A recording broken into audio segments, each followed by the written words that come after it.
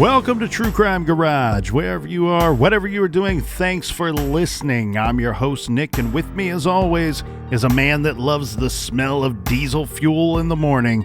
Ladies and gentlemen, the captain. What can I say? I have expensive taste. It's good to be seen and good to see you. Thanks for listening. Thanks for telling a friend.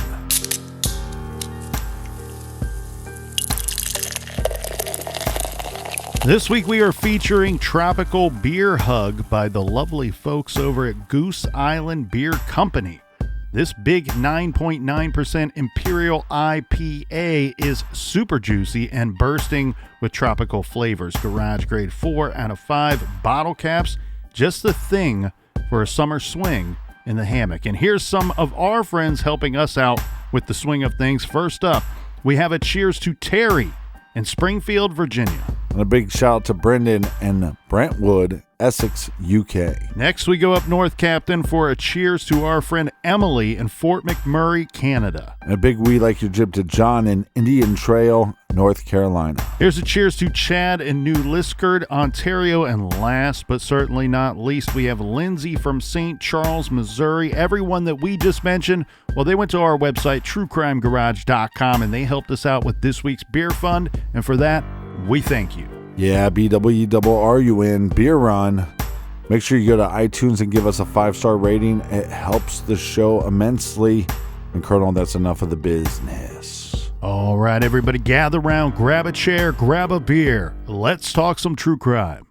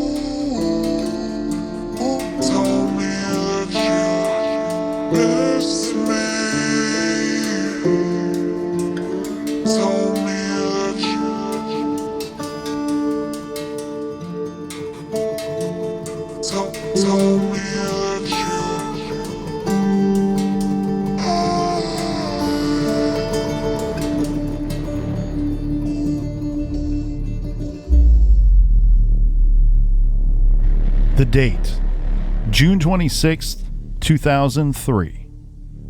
The setting, it's summertime at a state park. Designated campsites are full of campers enjoying some outdoor R&R. The lush green scenery is matched by the peace and tranquility of the environment.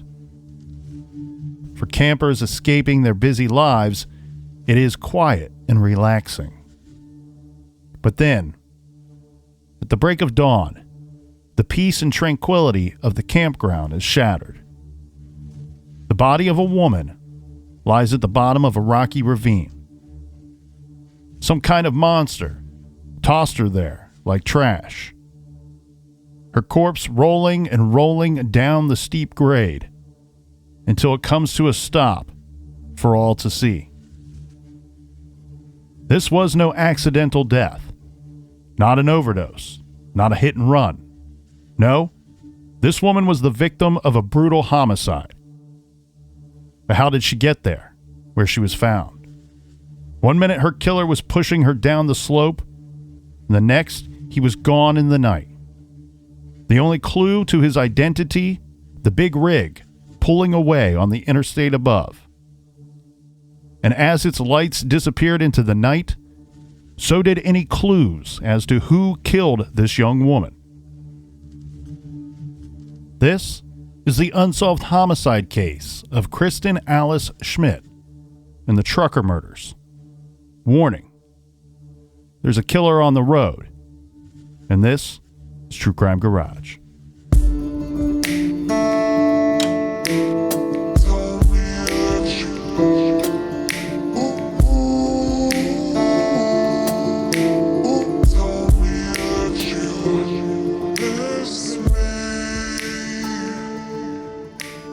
Newspapers from LaGrande, Oregon blared that a body was found by a camper at Hillgard Junction State Park.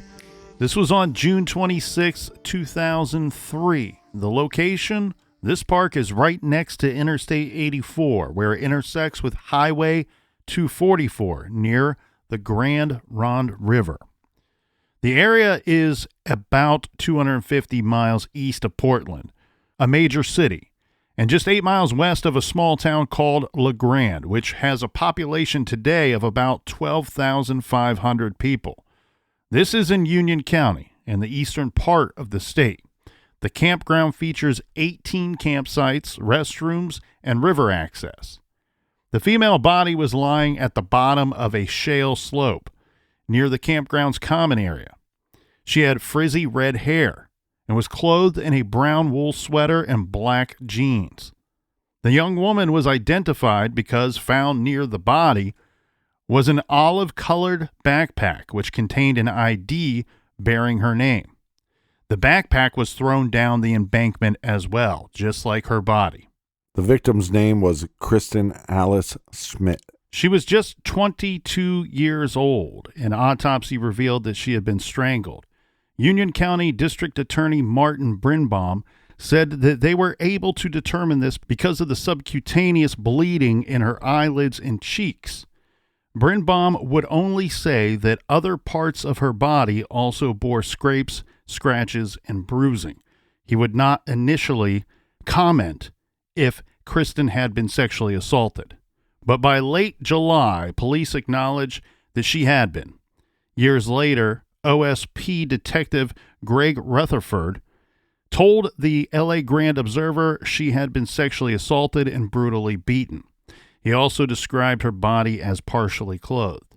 Now, we know she was found in jeans and a sweater, but what aren't the police saying? What items of clothing were missing that led investigators to describe her as partially clothed? We asked the OSP, the Oregon State Police, and they declined to answer because, of course, Kristen's case is still considered an open and very active investigation. District Attorney Brinbaum said that it appeared that Kristen was strangled elsewhere and dumped where she was eventually found. Brinbaum told the East Oregonian, "It does appear that the body was just dumped at Hillgard and that she wasn't killed there." So who was this young woman? And how did she end up at the bottom of a ravine off of an interstate in a place that many might call Nowheresville, Oregon? Kristin Alice Schmidt was born in San Luis Obispo in 1980. So this is her hometown, which would be about 190 miles northwest of LA and located on Highway 101 on the California coast. Its population is about 44,000. We really know next to nothing about Kristen. She had been a student at SLO Community School during the 1998-99 academic year. Then she began taking classes at another college in the fall of 1998 and last attended during the spring of 2002 during that semester. It's unclear what she did in 2002 and 3, but she had applied to take classes again at the community college in the fall of 2003. Kristen was reportedly a good student. Now, the LaGrande Observer newspaper had no luck connecting with her family, and I could not find any interviews with them. But that publication reports that her mom and grandma both lived in San Luis Obispo, and Kristen had been staying at her mom's place before she left town on a trip to visit her long-distance boyfriend. Of course, her mom was heartbroken at the news of her daughter's death. Let's get into the investigation and try to put together some kind of timeline here for our victim. The Oregon State Police took control of this investigation. Lead investigator Pat Montgomery headed up a team of 9 investigators. This from the OSP, the LaGrande Police, and the Union County Sheriff's Office, all working in unison together on this investigation. Montgomery was quoted in the local news as saying the investigation would be a long and slow process. They were really going to need to try to figure out a key part of Kristen's timeline. That would require investigators to reconstruct Kristen's movements and figure out how she went from San Luis Obispo to a rocky ravine in Central Oregon. Well, this case is very difficult because we don't know much about her. And then this boyfriend that she was seeing, this long-distance boyfriend, which would be a lot harder to have a long-distance relationship back then because you'd be writing to them, and long-distance calls cost a lot of money back then, depending on how far away they were. And so we don't even know where this individual was located at. Yeah, again, it just goes back to stating that we don't know much about Kristen's personal life other than her stating to family that she was leaving to visit a long-distance boyfriend. So the police and the investigators from the state police as well as the sheriff's office, what they discovered, they discovered and were able to put together that on June 16th, 2003, Kristen left home, telling friends and family she was going to Colorado to visit her boyfriend. We don't know whether she was traveling alone, but it seems that she was. It's also not clear what her exact travel plans were, or if she was just going to kind of make them up as she went along, hoping to find herself in Colorado. But police discovered she had boarded an Amtrak train in San Luis Obispo and arrived in Portland, Oregon on the same day. This is about a 13-hour drive, so it's a fairly long trip. Kristen reportedly stayed with a friend in Portland for a few days. Now, who this person is or was has never been released. A week after Kristen's body was found, investigators said that it was still unknown whether she was traveling alone. They were working on establishing a timeline of Kristen's movements, and when they did, it would tell them quite a bit. Well, they're going to get some information from some of the campers at this park. Yeah, so where her body is found, these campers, they tell investigators that they were awakened sometime around 3 a.m. by noises that sounded like someone emptying garbage. Now, it's not clear whether this was like metal trash can sounds or Oscar the Grouch talking. Something being dumped or dumpsters being dumped kind of sounds. They don't really go into any real description other than a couple of campers say it sounded like someone was emptying garbage somewhere. But that's an interesting and hopeful lead in their investigation. Now, later, we end up learning that Joan Doan, that's her real name, was sleeping at the campground with her husband, Charles. She says that she had to get up in the middle of the night to use the restroom. This would be about 3 a.m. And she says that she left their trailer around this time.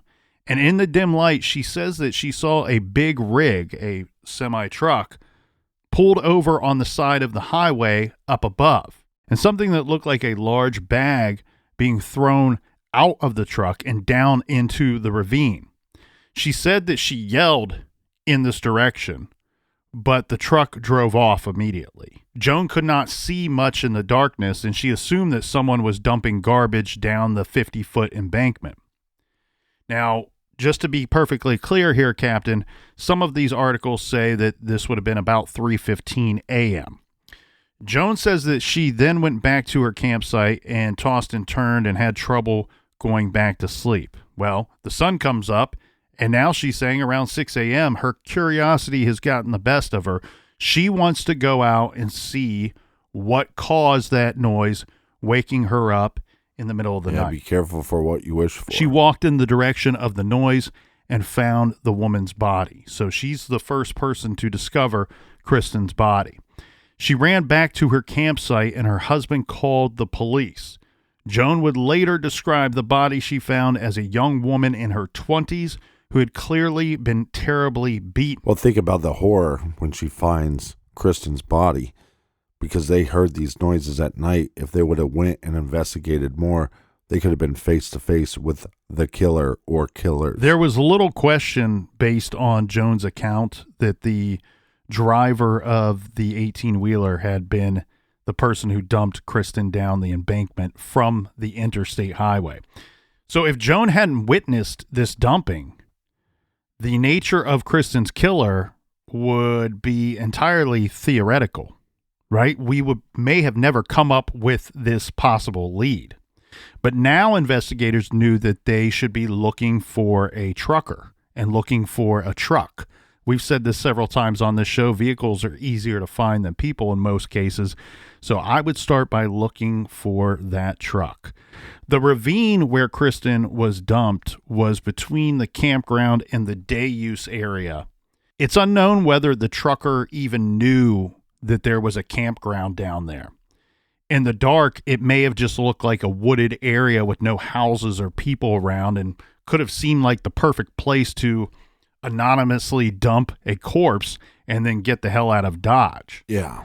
Initially, investigators were cryptic when speaking with the public, saying that they were looking for a killer within a particular occupation. That's the words they use, particular occupation. They clearly didn't want to show their hand in case the trucker was local or in case someone were to come forward and have that profession. But unfortunately, the pool of truckers using the nation's interstates on any given day numbers in the hundreds of thousands. And investigators learned that any number of truckers could have had access to Kristen. It becomes very difficult where you don't know where Kristen was heading to, what was her destination. Between point A, B, and C, there's so many possibilities of where maybe she would have been abducted. We do learn a little bit more here, though, Captain. So when Kristen left her friends in Portland, she tells them that she was heading to Troutdale to look for a ride. What's Troutdale, or what's in Troutdale? This is part of the Portland, Oregon metro area. So it's about 15 miles outside of the city, as I understand it.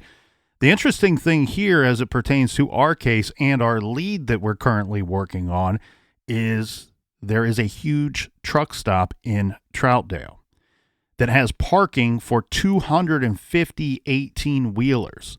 This is a location where people can get food. There's a barbershop, a game room, a pet area, and so on. So it's massive. That's what she said. Initial reports said Kristen was last seen hitchhiking in Troutdale on the evening of the 25th.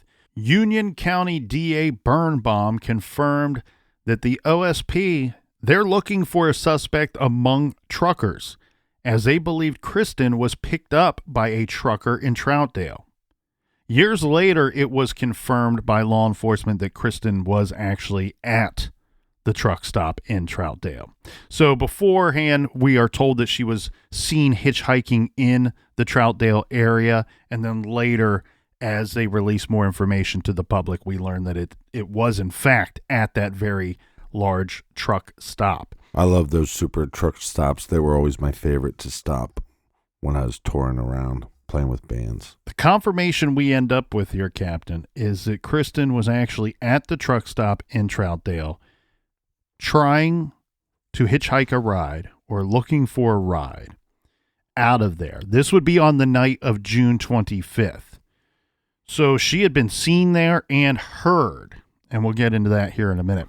This is the day before her body was found. Remember, she was found on June 26th. Mm-hmm. This is June 25th. Well, and she wouldn't just be looking for a ride from a truck driver. They also have, gas pumps and stuff for regular vehicles. This is from investigator Greg Rutherford. He says, quote, she was there trying to pick up a ride as a hitchhiker. She wanted to go to Colorado to see her boyfriend.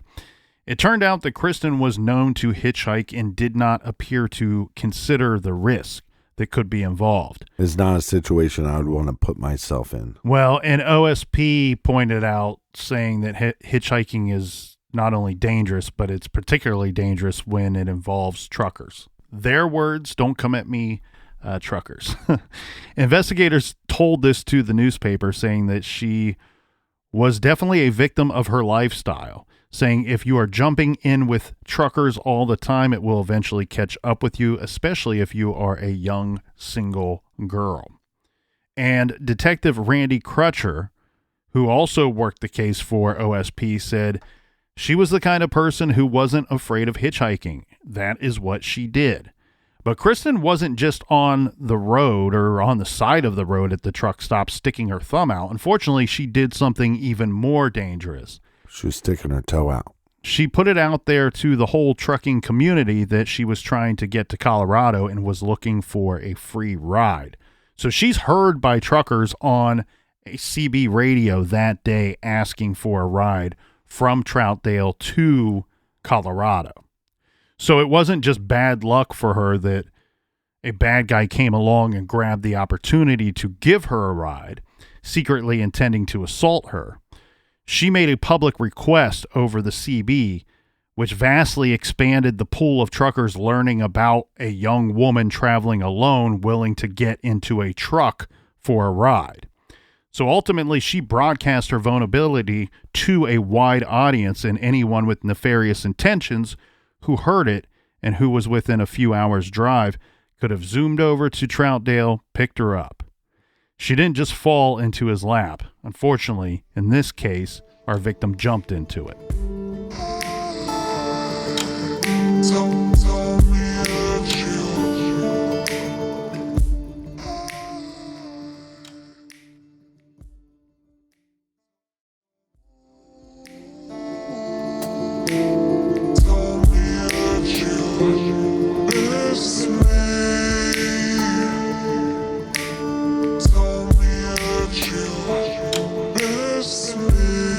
All right, we are back. Cheers, everybody. Cheers to you, Captain. Kristen's exact time of death has never been publicly revealed, but here in the garage, we like to figure these things out for ourselves, so we can extrapolate that it was sometime between the sighting of her hitchhiking at the truck stop and then 3 a.m. on the 26th. So we're not dealing with a large window of time here. Remember, we have Joan Doan, who is committed to the statement of it was roughly 3 a.m., maybe 3:15 a.m. when I hear the noise and I see something being dumped down into the ravine from this semi-truck. But as far as the super convenience store truck stop, right? Mm-hmm. We don't have, well, we believe she got here at 9 in the morning and she left by noon. Those are fictitious times, right? Right. Yeah, we don't have an exact time of when she was sighted. And I believe that police will have a pretty firm buttocks idea of what time that would have been, because she would have been seen by multiple people and, as we said, heard by dozens over the CB radio. Well, and probably there would be some surveillance there as well. But the difficulty, like you said, you're putting yourself at extreme risk of danger because you're broadcasting to CB radios, hey, I'm at this truck stop. So even if it's way out of somebody else's way, way out of a trucker's way, they hear, oh, this young 22-year-old needs a ride. I don't even have to be going to Colorado if I'm thinking nefarious thoughts. Or to Portland or anything. If you can hear that invitation and you're a bad guy, right, you're somebody that is into this sort of thing, you can make your way to Troutdale and pick her up. Yeah. Especially, all you really got to be concerned with is, can I get there faster than the other bad guy? Now, again, I want to, before we go too deep into this, because we're going to get really deep into these different truckers and serial killers inside that profession. I want to be clear up front here. We're not saying that truckers in general are bad. In fact, we have a lot of truckers that listen to the show, and we're very happy and proud of that. Now, but just with any profession, there are a small percentage of the people that are bad inside of that profession. Most truckers are great, awesome, nice, wonderful people. Mm-hmm. But it just goes to show that it's really no different here, Captain, if she announces over a CB radio for a ride or for a trucker to come pick her up. You announce over that CB radio, anybody that has a CB that can hear that would be a potential suspect that could have come and picked her up. And if we lived in a world where everybody had CBs in their cars, then think of the hundreds and hundreds of people that may have heard her invitation for, hey, I'm seeking a ride. I'm alone. I need to make it out to Colorado. I'm not trying to victim blame here. I'm just pointing out the vulnerability that one may put themselves into and possibly suggests that spend a few bucks and get a bus ticket to where it is that you may need to go. For a lot of these killers, one of the hardest parts is to actually abduct the person to get them into your vehicle so you can take them somewhere else. Kristen's willing to do so. So how will investigators go about finding truckers who were on the road in this region where Kristen was picked up from and found? The SLO Tribune put out an article on September 9th, 2003 that stated, quote, "To determine who was on the road when the murder occurred, the investigators said they have been conducting interviews and checking way stations and truckers' travel logs. They concentrated on way stations along I-84. But we have to say often when we drive by those way stations, they are closed." Detective Crutcher also said that admittedly some truckers run past a way station, skipping it so the truck would not be on record. But he said that those truckers are usually caught. It's not clear whether there are cameras recording the stations that would show if a truck blew past without stopping or what. In 2003, who knows the likelihood or the probability of that situation. If he's saying that they are usually caught, then there must be some way of checking on this situation. Yeah. The OSP reportedly looked into over 1,000 truckers in the Kristin Schmidt case. These were rigs that had traveled the stretch of I-84 near where Kristen was believed to have been picked up anytime on both June 25th and 26th, 2003. Think about that. 1,000 truckers. And I know that that's a roundabout number, but they're saying over 1,000 truckers. That is an almost incomprehensible amount of work. If any of them were determined to be potential persons of interest for whatever reason, the investigators would have to track them down and speak with them directly. Which would be very difficult to do because they're not confined to one area. Exactly. Now, Detective Crutcher told the Observer that Kristen's case was the most extensive case he had ever worked on at that time for the OSP in terms of manpower. He felt demoralized that the case was not solved. He says, quote, "It is frustrating when you put that much effort into it. You expect it to pay off." But the investigators acknowledged that they were up against a brick wall. Interestingly enough, though, Captain, remember the early statements from investigators that said that they believed that this would be a lengthy investigation into figuring out who killed her. I'm guessing that based off of the sighting of the big rig from our person down below, that they're going, well, this very likely could be a stranger on stranger crime. And we know that those are the most difficult to investigate. With all these eyewitnesses at the truck stop, nobody sees Kristen get into a vehicle. She's seen hitching a ride. I think that we might have a solved case if we saw her getting into an actual truck on that day. Really, when you think about it, though, the sighting of that big rig is huge for a number of reasons. Because if you have a stranger on stranger homicide, we know how difficult those are to investigate, how difficult it is to connect killer to victim or victim to killer. Right. But seeing that truck now eliminates a lot of people for you in your investigation. It really brings the number down, the sheer number of people that you're going to have to look into at the initial stages of your investigation. Yeah, this is very difficult for law enforcement. As you pointed out, Captain, it would be incredibly wonderful for our investigation if somebody came forward that said they saw her getting into a vehicle or knew more about the vehicle that she got into. And from what we've seen, and again, OSP's not super willing to discuss a lot of the details of her case because it is not just open, but I'm happy to report I believe by their statements that this is a very active investigation. They may even be closing in on the individual responsible. So Based off of what we know, it doesn't seem like any of those things happened unless it did, and we're just not being told so. And like you said, her family is devastated by the loss of their loved one, but they haven't really come out and did a lot of interviews.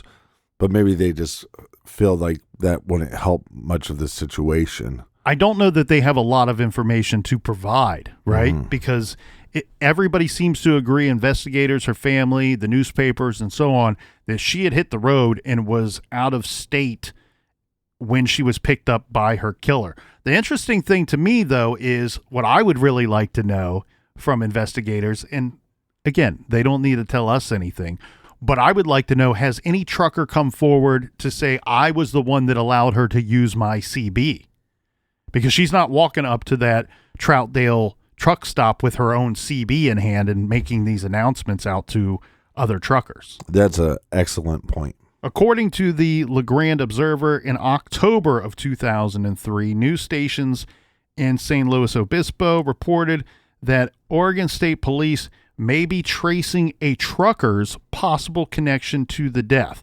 Now, if we're going to kind of parse out words here and try to figure out what this sentence means, because it's a little vague, my question was, does this mean that they were on to one specific trucker or using the word truckers in generic terms? We just don't know.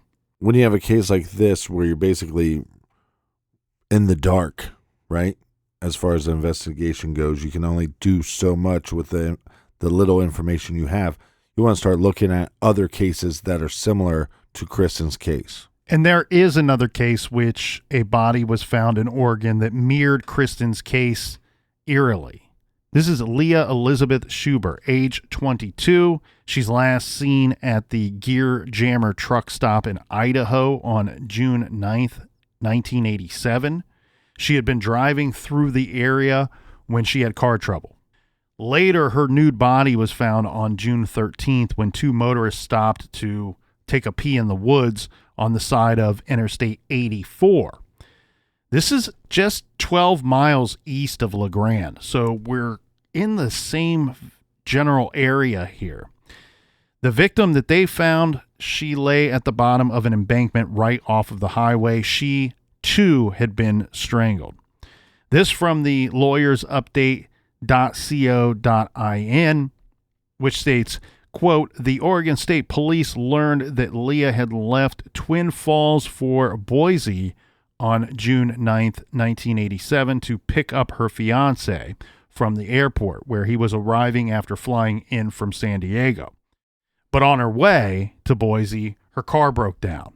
So she calls a friend from the Gear Jammer truck stop near Mountain Home, Idaho, along Interstate 84. Then she disappears. So nobody hears from her again, and she was reported missing that same evening. There is a suspect, however, in this case. This is from an article from September of 1987 that says, quote, the search for one of the FBI's 10 most wanted fugitives ended when authorities discovered the accused killer was already in jail, where he was serving time under an alias 4 months after his arrest for car theft. His real identity was finally discovered when his fingerprints were run against the national database. This suspect is Darren O'Neill. Back then he was 27. He's a native of Albuquerque, New Mexico, facing a murder charge in the torture slaying of a Washington woman, and was wanted for questioning in 5 other killings in the Pacific Northwest. This according to FBI spokesman Cliff Anderson. Well, Neal was charged with first-degree murder in the 1987 case of Robin Smith. He was also wanted for questioning in the disappearance of a 29-year-old woman from Whatcom County, Washington, whose body has never been found. This according to the FBI. He also is charged with car theft in the disappearance of Wendy Agahi, 29, in Washington. She was last seen April 25th, 1987, leaving Bellingham, Washington.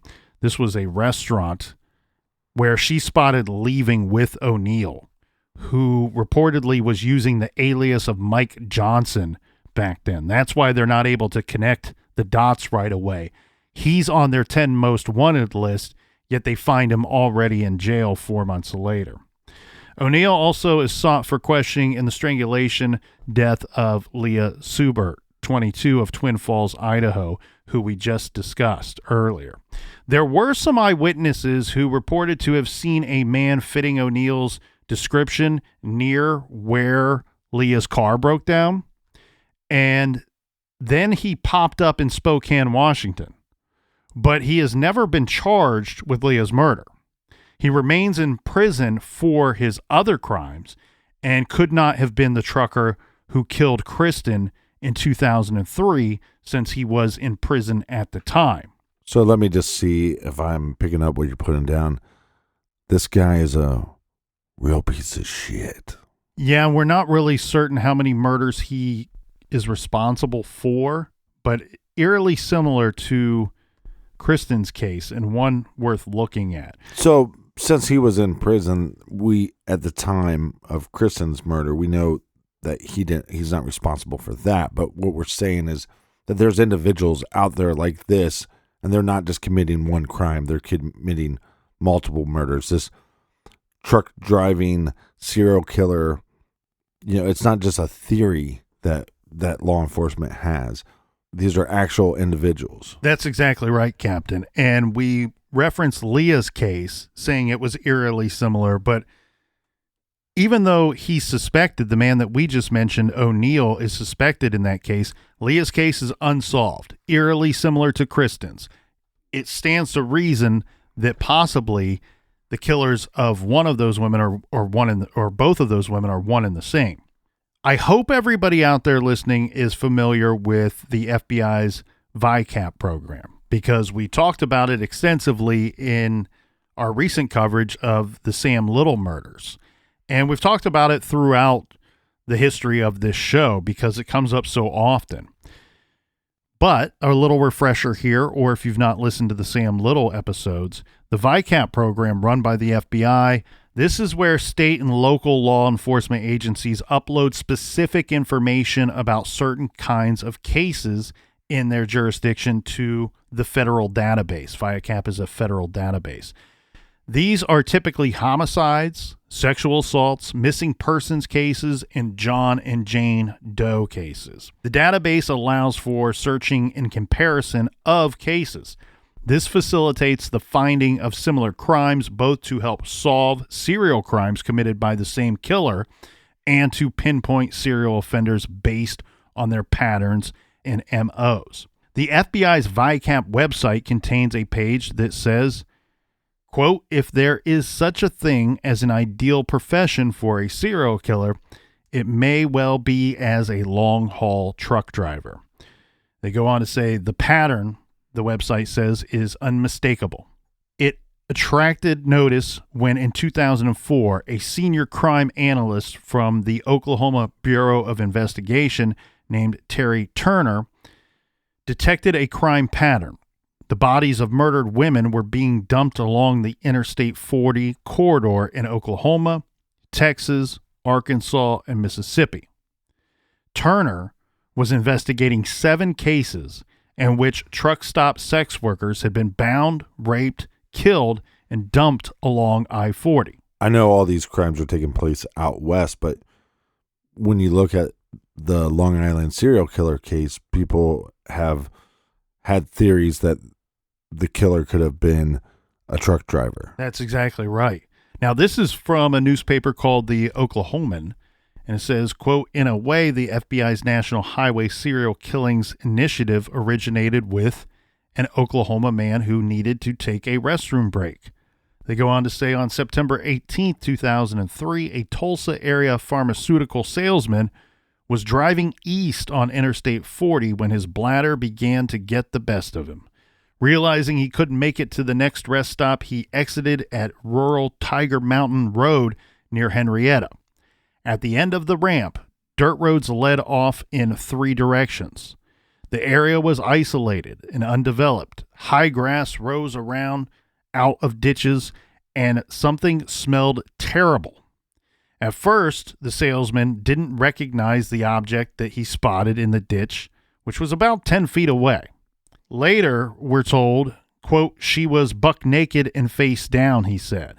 He says, your mind tells you it's a deer, it's a goat, it's anything but a human being. My mind would not even allow me to entertain that as reality until, as I looked at her limbs and followed her arm out to one of her hands, I saw a ring on her finger. At that moment, in that second, it was undeniable. And in my mind, finally, I accepted that this was a human. The salesman, whose story was confirmed by law enforcement and who asked that his name not be published, well, he found the body of 43-year-old Sandra Beard. She was a truck stop sex worker with ties to Oklahoma City. Our investigator, Terry Turner, a crime analyst with the Oklahoma State Bureau of Investigation, sent out a teletype to other agencies looking for similar types of crimes. Within 3 days, this is when she learned of 2 women who died similar deaths. Mm-hmm. Beard was the 3rd sex worker to die in a space of just 3 months. So because of the time and the distance, it's very possible it's committed by the same person. Yes, that's exactly right. And the thing too, it's not just, time and distance, but also the way that the victims are found, the similarities between the way that they suffered their violent deaths. This is really, truly the genesis of the FBI's Highway Serial Killings Initiative, which is all focused on the occupation of long-haul truck drivers and serial killers working within that profession. Now, back to the cases we were talking about, those sex worker cases from truck stops, all in that 3-month time span. Mm-hmm. Well, by January 31st of 2004, 4 more women were killed. So a task force was formed to investigate the deaths, and information about each case was then sent to the FBI's Violent Criminal Apprehension Program, or VICAP, as we've been calling it. Well, we have to recognize Terry Turner for putting this all together. Hard work and diligence pieced this together, and I'll read a little something from the about the Oklahoma cases. This is from a 2022 magazine expose that says, when Turner began her investigation in 2003, the murders were seen as one-offs. For instance, there was Vanilla, a 47-year-old sex worker known for her honeyed voice from her advertisements that went out over the CB radio. She was born Margaret Holmes Gardner. She was a West Memphis local. In July 2003, a USPS letter carrier happened upon Vanilla's body in Shearerville, Arkansas, left under an interstate freeway on-ramp. She was discovered 15 miles from the West Memphis Flying J. A month later, the body of 24-year-old sex worker Jennifer Heyman of Oklahoma City turned up in the Tallahatchie River just past Oxford, Mississippi. Not long after that, another woman with ties to Oklahoma City was found dead. The remains of 43-year-old Sandra Beard, also a sex worker who frequented truck stops, was uncovered alongside I-40 on the eastern end of Oklahoma. Each of the women's bodies showed evidence that their limbs had been bound before they were killed, part of the pattern spotted by Terry Turner. Over the next 4 months, 4 more women, Vicki Anderson, Sandra Richardson, Patsy Leonard, and Casey Jo Pipestem, were found dead. From all the evidence, Terry Turner reasoned that the suspect must be a long-haul truck driver. She believed he also wasn't the only truck-driving serial killer operating on America's interstate highways. And they're picking victims that a lot of times their family members don't know their whereabouts, so it's hard to report them missing or to figure out who they're connected to or where they came from. Yeah, and being dumped so far away from where they're being picked up. And something else that's key to this modus operandi of this type of killer, something you had suggested and hit on earlier. These are victims that are willing to get into the vehicle with the would-be killer. They don't have to go too far to look for them or to grab them off of the side of the road. So going back to Kristen's case, though, we believe that she was badly beaten. She was bound. So it's a very good chance that her killer took her somewhere almost to torture her and then dump her out in the woods. Possibly. What I think happened here, Captain, is a situation where the crime scene we're looking for is this guy's truck. Right. I think whatever happened to her, and again, we don't have a great description. I can't say 100% that she was tied up or bound. All I can say is that she was found partially clothed. She was beaten. She was strangled, and she was dumped what he likely thought was out in the middle of nowhere. But it rolled. Unfortunately, the corpse, when she, or fortunately, I guess, if you want to look at it from a glass half full perspective, is fortunately this caused enough noise and her body rolled far enough down this ravine to be discovered a short time later, which then leads us to this breadcrumb trail of, well, maybe Kristen's killer is a truck driver. And we can start there by looking at truck drivers in the area. The whole thing, though, is really interesting to me because she's found in 2003. And it's really in 2004 when this whole long-distance truck driver serial killer initiative gets put together. So relatively quickly here, and now we have what's going to start to be detectives, FBI, and people coming together and putting together what will be a list and a map of potential victims that fall within this category that we believe the likely perpetrator to be a long-haul trucker.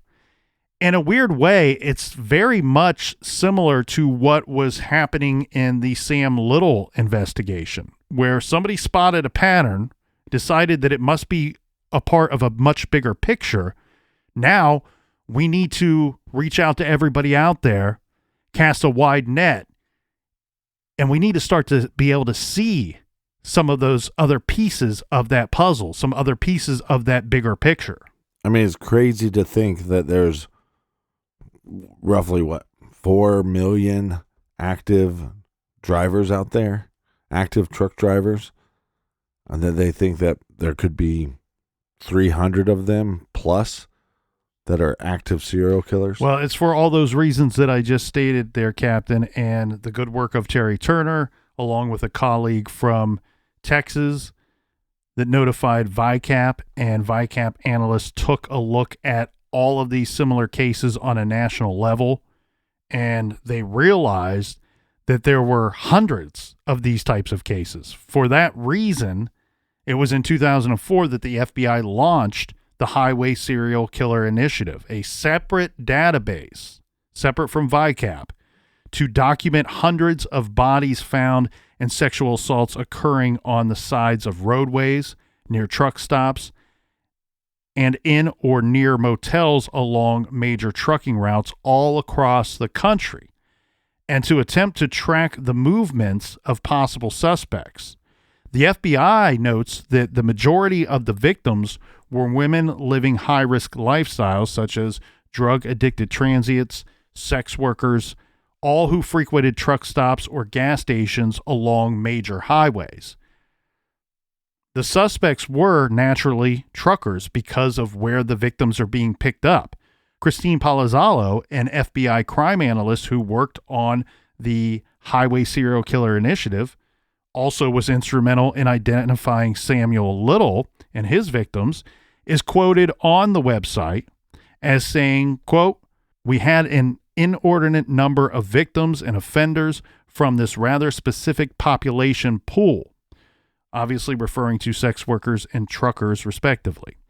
Michael Harrigan, who originally oversaw the Highway Serial Killings Initiative, said in 2009 that the victims were generally drawn from a vulnerable population, saying, quote, "We don't want to scare the public and make it seem like every time you stop for gas, you should be looking over your shoulder.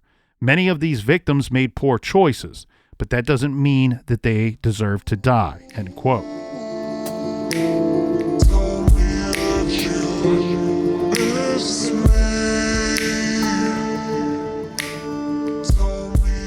So much more to get to, and we'll get to that tomorrow. Same bat time, same bat channel.